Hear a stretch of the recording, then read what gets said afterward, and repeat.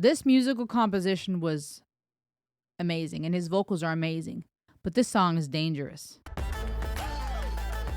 It's perfect for you.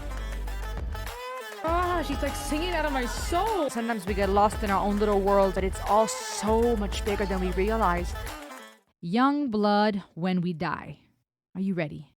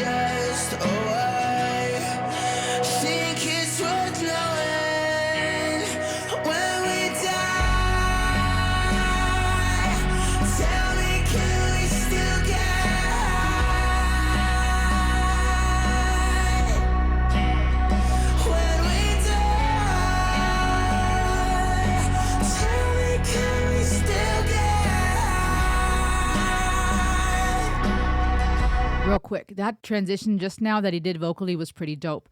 From tapping into those high notes, going back to that rasp. He has a really cool voice. That rasp and the strength that he's bringing in here, I like the texture, the timbre of his voice.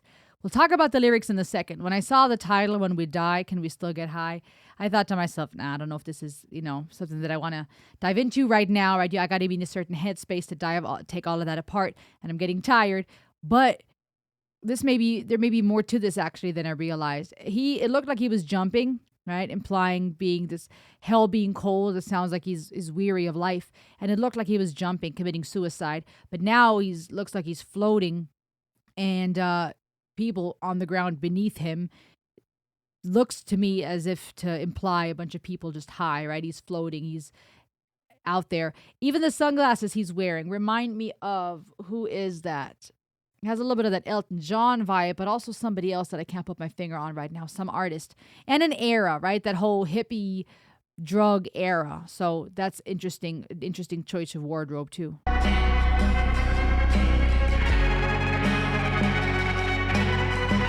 Ooh. Even the music here, that distortion, the guitar and the synthesizer, that distortion totally gives it a shroom high feel.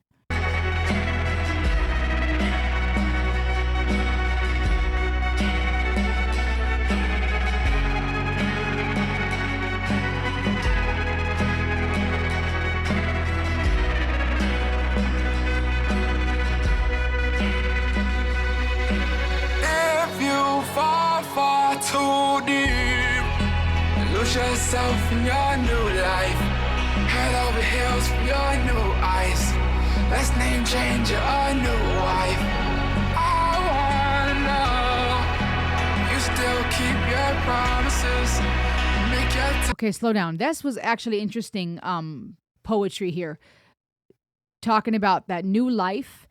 And then making the reference to a new wife and a name change, right? When you get married and you have a new wife or new spouse, you get that name change. But talking about wanting that new life and seeing things through different eyes, which and earlier, by the way, YUNGBLUD was talking about looking at the sunrise through dilated eyes, right? The whole drug lingo, when you're high, when you're on drugs, your eyes are dilated, you're perceiving everything differently. All these strung out people on the floor feeling the grass. Makes me sad because I feel like even though that's kind of like that lie that drugs let you buy into, because you feel like you're more present. I've got a plant over here, by the way, if you're wondering what I was reaching out to. I like to visualize things that I'm doing. When you are on drugs, you feel like you're more present to the life and the beauty around you, right? Because it's all heightened, the color, the sensation, the experience, the emotion. But the crazy part is you're not fully present. That's why it's such a lie, is because for you think you're experiencing life more fully and in more color because things are brighter, more colorful, and more intense. But you're not fully present to life because you're high, right? And the way you can prove that is because if you try to function in life, you try to actually go through life, you're not there, right? People that are high, looking from the outside in, we can tell they're not right in their mind. You wouldn't trust them with your child. You wouldn't be able to hold a cohesive, proper conversation. It'll be an interesting conversation, right? Very high in the sky, diamonds in the sky, and unicorn farts all around. But it's not a cohesive conversation. So one should ask, even though I'm thinking I'm experiencing life more colorful and fully through the high, am I living life more fully? Because I ain't really present. I am not here. I'm somewhere in the sky with unicorns. And that's kind of that lie I feel that drugs let us buy into. And then they create that addiction. So now you're a slave to that intensified experience you're seeking, that peace, the relaxation, for whatever reason you're doing it. And again, having bought into the lie, thinking you're free. Actually, you're enslaved and in chains to that drug because now you need more. Versus experiencing and touching the grass and living life to the fullest without all that schnaz. Anyways, Hakuna Mashizzle, I digress. But that's kind of cool too here, featuring little Yachty. I'm not sure how to say his name. The German in me is like Yachty, Hakuna Matata. But it's probably little Yachty, whatever. About me, I have a prophecy. I think you done moved along. Yeah,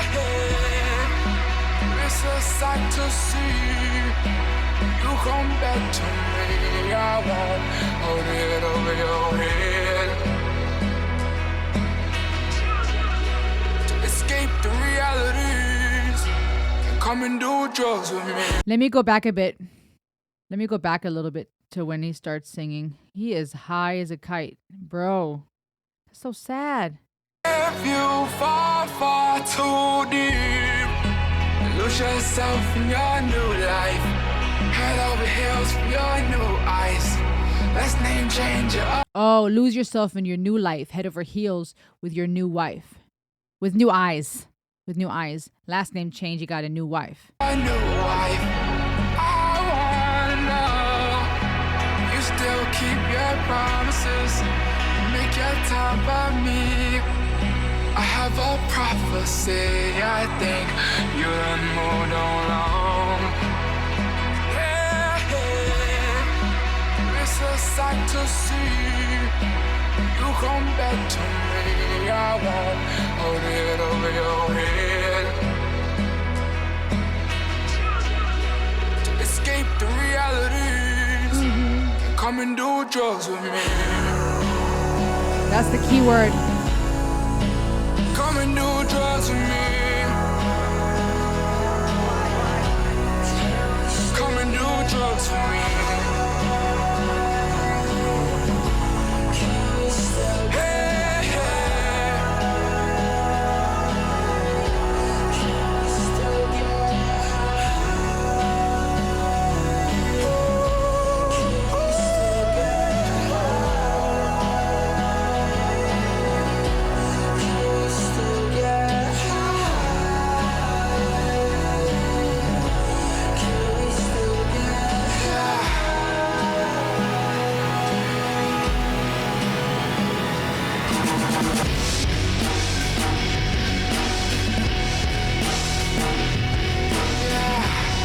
This, by the way, sorry, I'm going to go back so that we can hear that cool electric guitar crescendo right now together.